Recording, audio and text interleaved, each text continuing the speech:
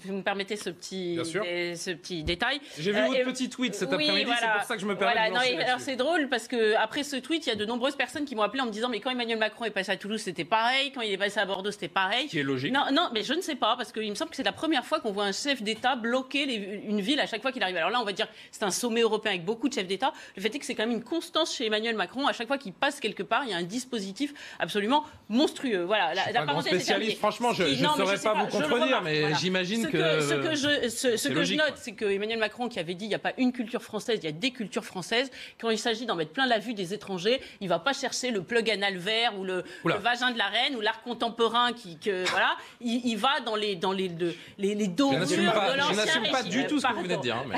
Je ne comprends pas. Moi, je vous vous souvenez de ces œuvres d'art contemporain, si vous savez très bien ce que ça veut dire. C'est-à-dire qu'il y a une culture française, celle-là qui rayonne et c'est celle-là qui impressionne, qu'aiment les étrangers aujourd'hui. Ce soir, toutes ces délégations européennes, il faut le savoir, vont dormir dans les hôtels les plus luxueux de la ville. Et il y en a un certain nombre.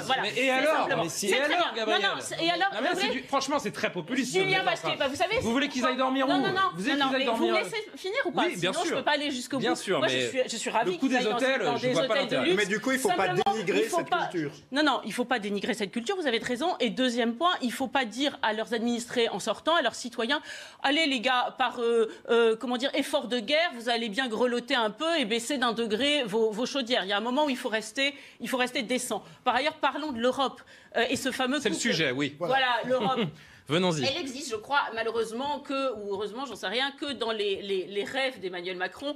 On parlait de cet exemple si symbolique des avions achetés par l'Allemagne aux États-Unis. En fait, il n'y a jamais eu de couple franco-allemand, ou s'il y en avait un, c'est un couple sadomaso. C'est tout. Décidément, vous êtes dans le registre. Voilà, et tout le reste, c'est évidemment de la flûte. Pourquoi? Parce que, vous savez, je crois que c'est De Gaulle qui disait les États n'ont pas d'amis, donc des intérêts, voilà. Eh bien, ces États n'ont pas les mêmes intérêts. Alors, ils peuvent faire semblant de se parler, mais de fait, ça n'arrivera à rien.